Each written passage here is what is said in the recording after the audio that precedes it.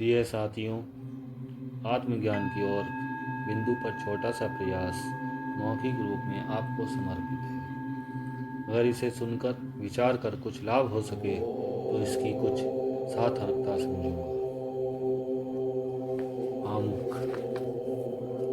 प्रिय स्वजनों, इस संबंध में उपलब्ध सामग्री विचारों के इस संकलन शीर्षक आत्मज्ञान की ओर से विदित होगा कि इस संबंध में यह बताने का छोटा सा प्रयास किया गया है कि प्राणी को अनेकों जन्मों के शुभकर्म, प्रभु अनुकंपा व प्रारब्ध से यह शरीर मिला है।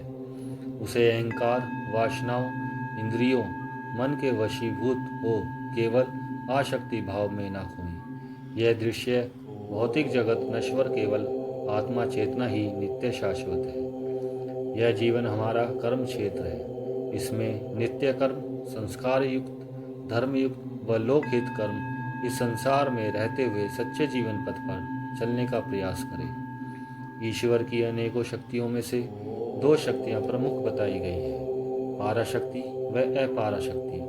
जीव पाराशक्ति है व भौतिक जगत अपाराशक्ति है, परंतु ईश्वर से अभिन्न न होने से इसे कहीं कहीं पर पाराशक्ति माना है। जीव जो पाराशक्ति है, इससे ही संपूर्ण भौतिक जगत क्रियाशील है।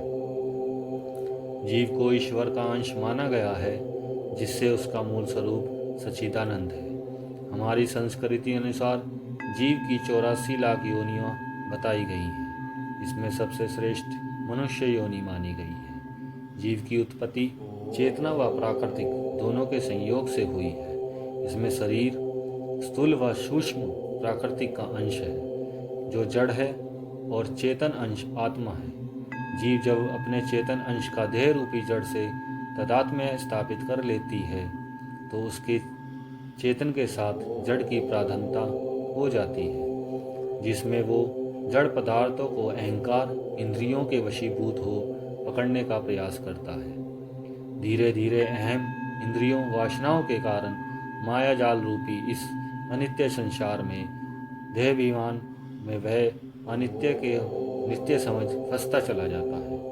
वह ज्ञान अहंकारवश अपने को कर्ता मान प्राकृतिक का आधिपत्य जमाना चाहता है। उसे नहीं मालूम कि प्रकृति के गुणों अनुसार सब कर्म स्वतः हो रहे हैं। यहाँ आकर संबंधी जो भी दृश्य भौतिक जगत है, सब अपने अपने समय पर नाशवान है। यह संसार स्वप्न मात्र है। जीव जिस भी योनि में जाता है, वहीं से अपनी आयुष्मान अहंकार, देहाभिमान व इंद्रियों के वशीभूत हो नाते रिश्ते बनाता है। उसे नित्य समझता है। अनेकों शरीरों की यात्रा कर ली, कितने नाते रिश्ते बने मिटे। हमारे शरीर की 3 अवस्थाएं बताई गई हैं, स्थूल शरीर, सूक्ष्म शरीर, कारण शरीर। कारण शरीर सबसे सूक्ष्म है, जो माया का है। कारण शरीर से ही सूक्ष्म शरीर व स्थूल शरीर को सत्ता मिलती है। जीव के शरीर का आधार आत्मा चेतना है। अगर वह नहीं तो शरीर नश्वर मिट्टी। यह आत्मा नित्य शाश्वत प्रकाश स्वरूप पूरे विश्व की दृष्टा है, पर हम अज्ञानवश अधिकतर देह के रूप को नित्य समझ उसके अनुरूप कार्य करते हैं। मन बंधन का कारण है। इंद्रियों कामनाओं के कारण हम कभी कभी अपने अंतकरण की आवाज़ न सुन निष्कृष्ट से निष्कृष्ट कर्म कर बैठते हैं। मन बंधन के कारण इसमें निरंतर वासनाओं का वेग चलता रहता है, और मन अंतकरण की बात न मान इंद्रियों के वशीभूत उन विचारों को कार्यान्वयन हेतु कर्म रूप में परिणत करता है, जिससे जीव निरंतर इंद्रियों के माया जाल में कर्म बंधन में बनता है। प्राणी की इच्छाएं कभी पूर्ण नहीं होती, एक के बाद दूसरी तैयार। जीवन प्रयत्न यही तृष्णा। जब तक जीव का कर्म बंधनों, आशाओं, तृष्णाओं से मुक्त नहीं हो जाता, तब तक शरीर यात्रा चलती रहती है।